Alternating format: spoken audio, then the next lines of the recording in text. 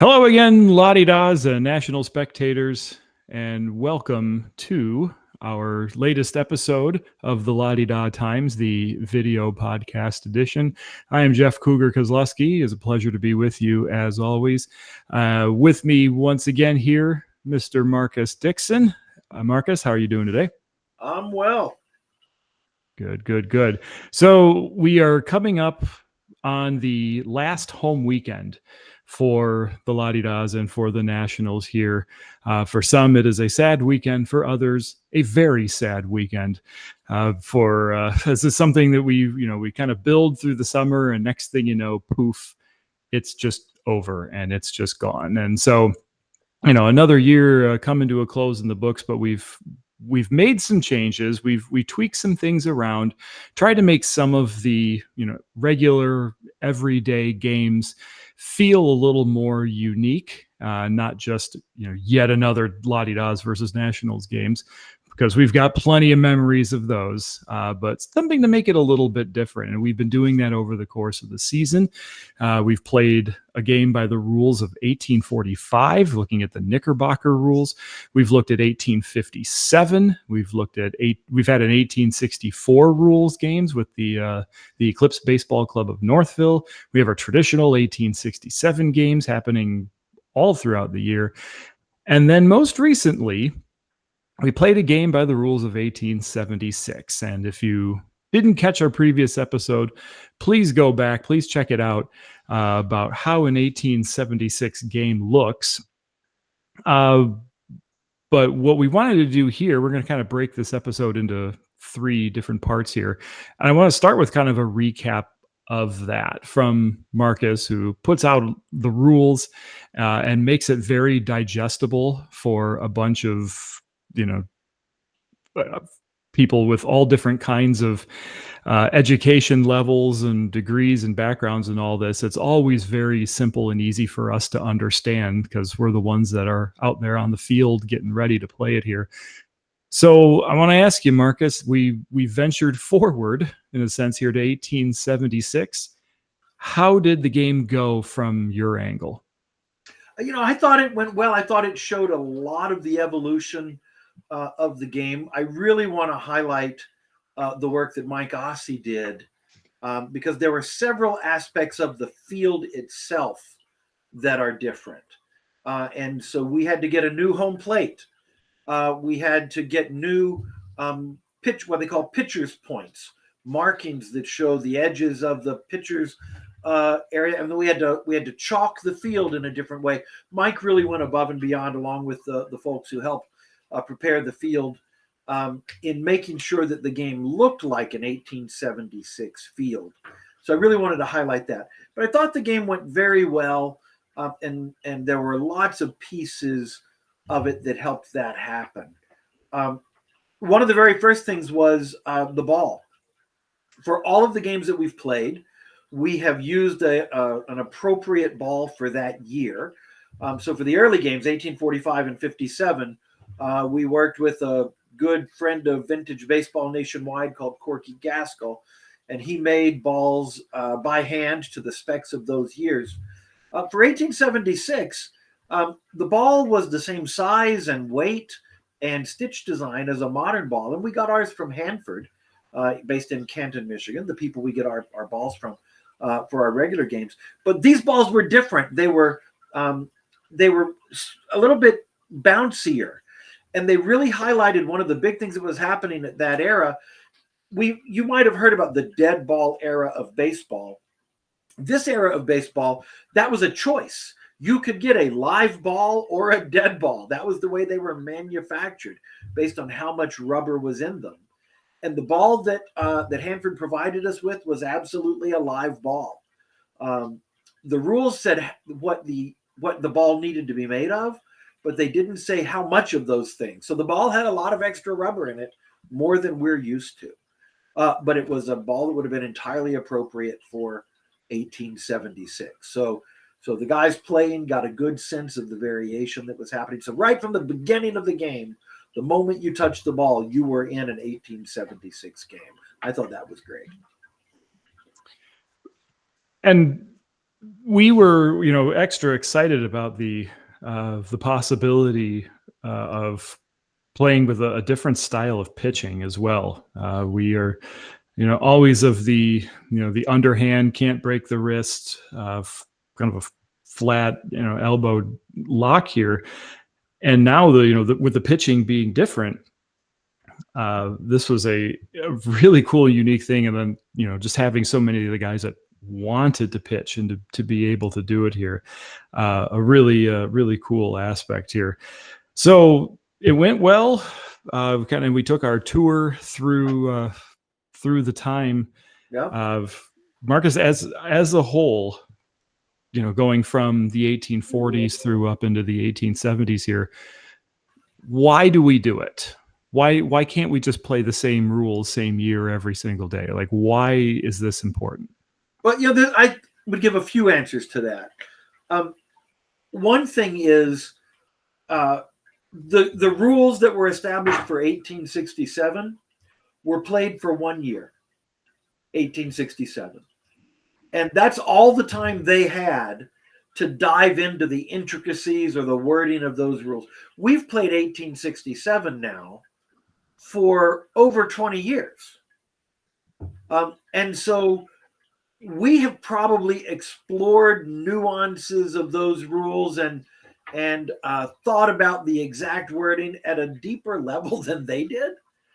And we know those inside out.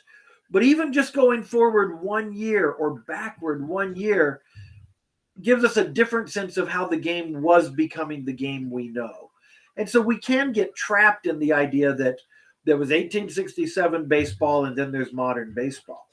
And so I think having that experience of how the game was changing helps us understand why the game was changing. One of the books that I rely on a lot is a book by Richard Hirschberger called Strike 4. The Evolution of the Rules of Baseball. And the thing that I like about that book so much is that it is not just a chronology. In this year, this happened. In this year, that happened. But it's oriented around what were the problems and opportunities that baseball was facing that led to the rules changes. Why did that rule change? Just as one quick example, we sometimes see the fair foul hit, where the striker hits the ball and it lands just inside fair territory and then skims out across the foul line. Back in the day, it would have been a sharp hit, probably fielded by the left fielder, not really a chop bunt kind of hit. But that was a very difficult thing to defend. And they were trying lots of different ways to try to fix that. The strategy that we saw in 1876 game was that they had moved home base into foul territory.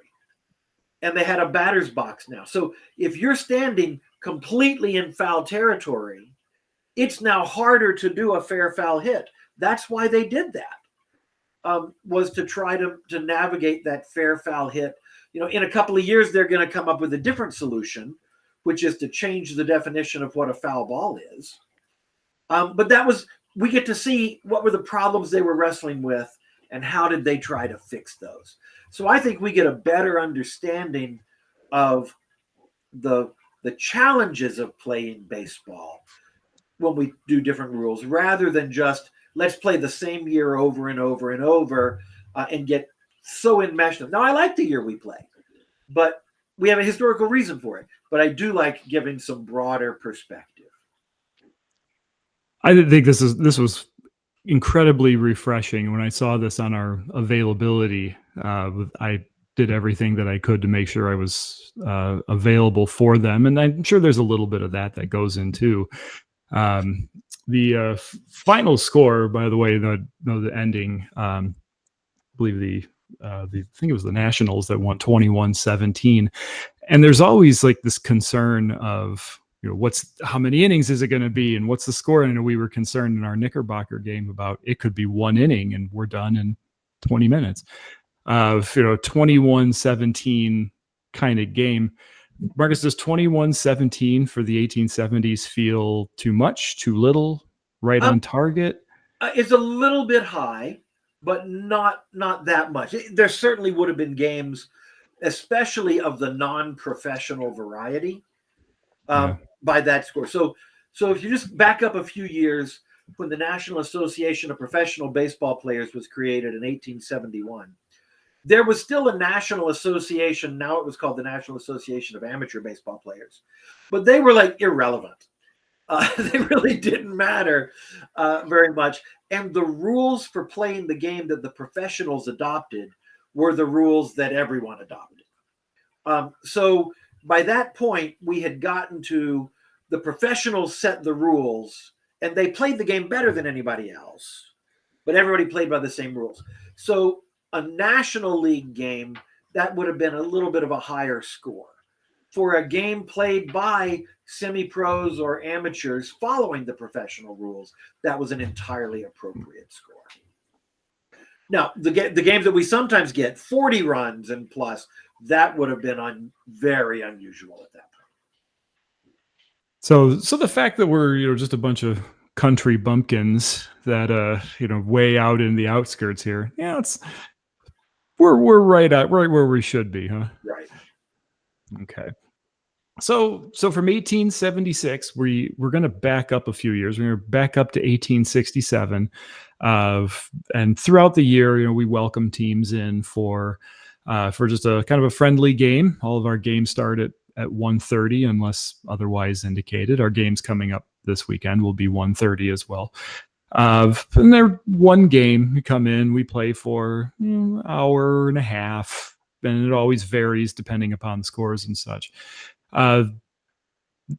Recently, we welcomed the Union Baseball Club of Dexter, who's been a friend of ours for, I think, more than a decade now that we've been playing these guys. What was really important to this, I felt, was the fact that the La-Di-Das got the day off. La-Di-Das don't get too many days off during the summer. They're playing, whether it's an outside team or whether it's against the Nationals, but you can count on the La-Di-Das being there. Just not today. Just not this, this particular game that we had here against the Union Club of Dexter here. So, Marcus, walk us kind of through here. The Nationals, took on the Unions. Why was it important for the Nationals to come out? Well, so the Dexter Club, the Dexter Union Baseball Club, they were named after Company K of Michigan's 1st Infantry that mustered into service in 1861. And they were known as the Dexter Union Guard. And Company K, eventually they moved and they were part of Michigan's 4th Infantry, but they were called the Dexter Union Guard. They fought in numerous battles, including Bull Run. The original Company K was a support unit at First Bull Run. Company K of the 4th Michigan was enmeshed in the fighting, lost many of their men at Second Bull Run. And so the Union Club was named patriotically in honor of the Dexter Union Guard. Well, the National Baseball Club of Parma was similarly patriotically named. They emerged in 1867, and they named themselves in celebration of the preservation of our national union. And so, given that 1867 was the 5th anniversary of the Second Battle of Bull Run in 1862, and they in August of 1862, so we put that game together and had a 5th anniversary remembrance of the men of Company K who were lost and wounded, the sons and brothers and fathers of Company K, in collaboration with our friends from Dexter. So we wanted to have our 2 patriotically themed clubs named in the post-Civil War era to come and compete that day. So we had a brief remembrance at the start of the game where one of the members of the Dexter Union and one of the members of the National Baseball Club read part of a history of Company K. And at the end, we had a remembrance from an ode that was written for remembrance of the Second Battle of Bull Run for the 20th anniversary in 1882. So we read a little bit of that. So it was a regular baseball game by all other accounts, but it was historically a moment to recognize the origins of the Dexter Union Club and of the Civil War and to remind us that in 1867, where we play, part of the reason baseball was so popular was that it took us away from all that had been happening just a few years before, and it seemed an appropriate time to have that remembrance. I mean, you mentioned Richard Hirschberger's book Strike Four, which is an excellent read, and I'll reference one of the ones that really got me into deeper research, that being Baseball Fever by Peter Morris.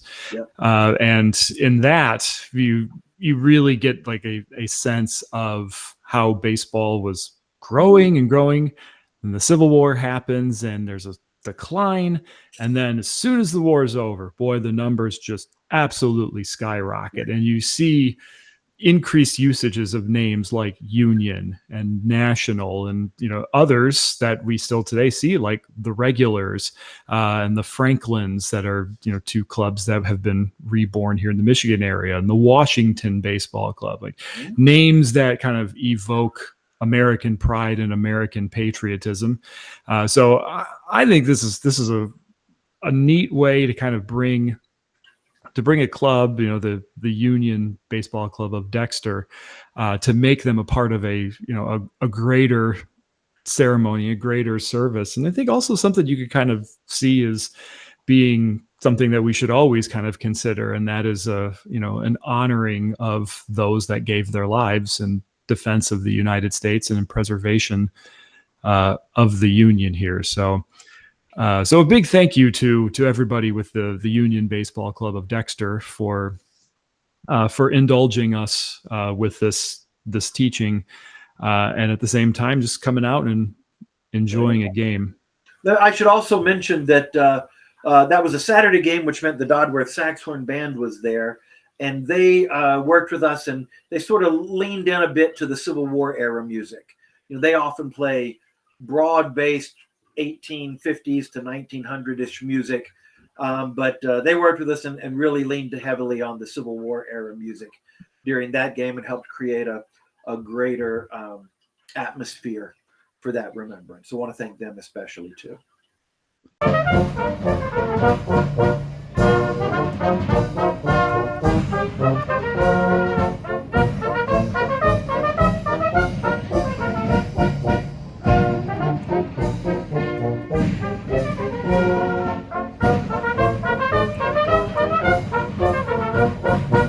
Yeah, they always add a really good kind of flow and balance. It's not just watching the game, but you're also, for some people, it's listening to the music is almost as important. I know my mother would be the one. She was a musician all her life, and she would be disappointed on games on Sundays. Back when Dodworth, would not come on Saturday, right, or they weren't there on Sunday games.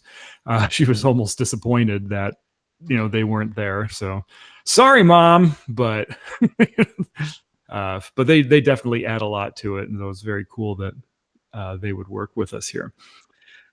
Now, this upcoming weekend here, it is our grand finale, in a sense. We're wrapping up August 30th, August 31st, and September 1st, our last homestand. I believe we have the Regulars coming in on Sunday. I think that's what we have. Canton on Monday. And the Canton Corn Shuckers coming in on Monday. So the second time in as many weekends.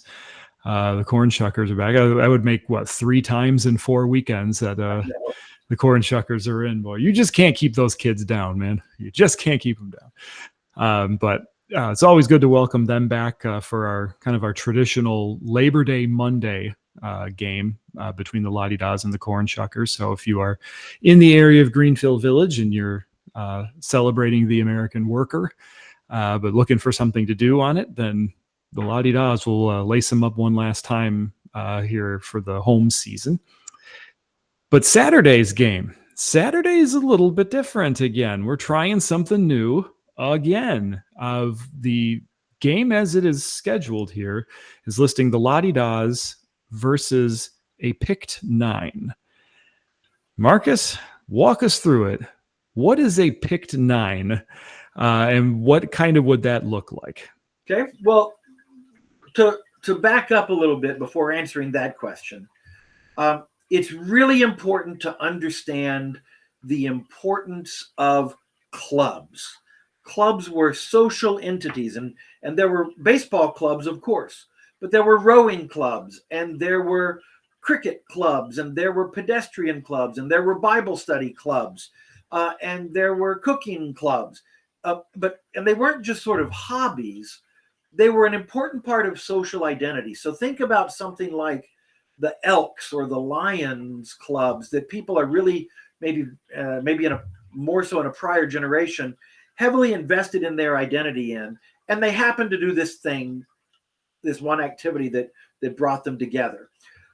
And the rules were very, very clear that in order to play in a game that counted, what we call a match game, you, depending on what year, the rules were slightly different. You had to have been a member of that club for either 30 days and at one point 60 days prior to the game before you were eligible to play for that club. In other words, you couldn't just, what we do today, sometimes you see people bounce from club to club, which is great to help us get games in. But at that point, membership in the club really mattered, and it was a big deal to join a club. You had to apply, you had to be vetted, often interviewed, then you had to be accepted and pay dues to get to be in a club. So games were between clubs. These two clubs would be playing and the membership was set. There were grievances filed with the National Association, actually to the Judiciary Committee of the National Association, if somebody who had not fulfilled the membership requirement for a club played in a game. And it was like that. And they would complain and say, you have to turn over the ball to us. Remember the trophy ball? You've got to give the trophy ball to us because you had an illegitimate person not appropriate for your team. So that's the background. If we go back to the game really growing, remember we played the 1857 rules, the laws of baseball. In 1858, there was this, a rivalry that was growing between New York and Brooklyn. And they were talking about, well, who's better at baseball, New York or Brooklyn? Well, you could look at it and say who has better clubs overall. But another way to do it would be to say who has the best players.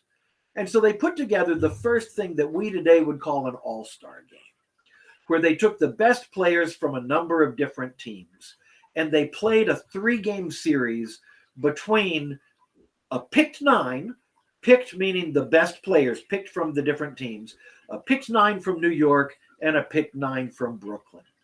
And these were called the Fashion Course games because they were played on the Fashion Race Course grounds. And it was a 3-game series. New York won games 1 and 3, with Brooklyn taking game 2. So these were important games for a couple of reasons. One was it really was the first kind of official time that this idea of taking the best players from different teams and putting them to play together to form an all-star or a powerhouse team, that was the first time that had ever happened. And then, maybe more importantly for the history of baseball, it was the first time we ever charged admission. Admission for these games was 10 cents. And so that really led to a lot to the growth of baseball. The trophy ball from game 1, by the way, of that Fashion Course game, it's in the Hall of Fame. And John Thorne, who has the enviable title of historian of the major leagues. Can you imagine, Jeff, being the historian of Major League Baseball? I let him have it. He wrote in a blog about that trophy ball from game 1, which is in the Hall of Fame. He said, this is not the earliest ball in the Cooperstown collection, but it is the most important because of that admission, but also the idea of the picking the best players idea. So what is a pick 9? It's an all-star team. Frequently, picked 9 games would have been between 2 regions, like a pick 9 game of Michigan players against a pick 9 from Ohio. What we're doing is the La-Di-Da's are inviting a picked 9 to come together to face them. So that's got some confidence, right? Now, the Lottie Daws are coming off a weekend where they scored over 70 runs against their opponent's 3. So maybe they're a little overconfident right now. But this will be a picked 9 from that Mr. Feeney, captain of the Canton Cornshuckers, is putting together. And I'm told that the players on the pick 9 will come from the Northville Eclipse, the Canton Cornshuckers, the Mount Clemens Regular Baseball Club, the Alliance Crossing Rails, the Flat Rock Bear Clan, the Lansing Capitals, and the Walker Tavern Wheels. So it is truly a picked 9 of top players from around the region. That's a lot of telegrams he would have to send out. Those are a lot of different directions that he's got to go for that here. So, so with the with the season kind of winding down, we're telling a new story, a different story, or at least one that we haven't really delved into in a major statement. But it'd be kind of fun just to kind of see everybody, and knowing that they're going to be in their traditional uniform, so it's not like they're putting together some special uniform for it. So they are going to be so you're going to see the Lottie Daws in their traditional uniform against kind of a smattering of players from all over Michigan and Ohio here. So if you have the chance to get white, anybody not wearing white is on the other team. Right. Yeah. Just throw it in, and if you see a color, that the color of that jersey is not going to be you. So, but still no soaking, still doing 1867 rules. So we have that chronologically set there. So with that, we're gonna wrap it up here. Marcus, we appreciate you coming on board as you always do. After this weekend, the Lottie Daws will be hitting the road. The Michigan Cup will be coming up in a few weeks, mid-September here, and the Lottie Daws will also be heading back to the mill race to visit the Eclipse Baseball Club of Northville.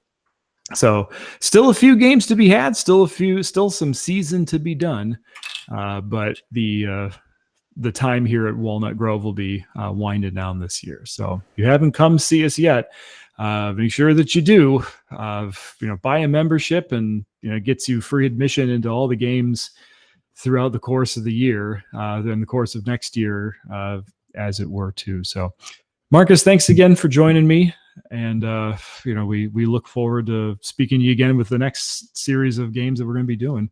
All right, we'll see you again. All right, everybody. We hope you have if this is indeed the last time, we hope you have a pleasant off season. Rest those injuries up. Strike well, be safe, and we look forward to seeing you on Walnut Grove again real soon.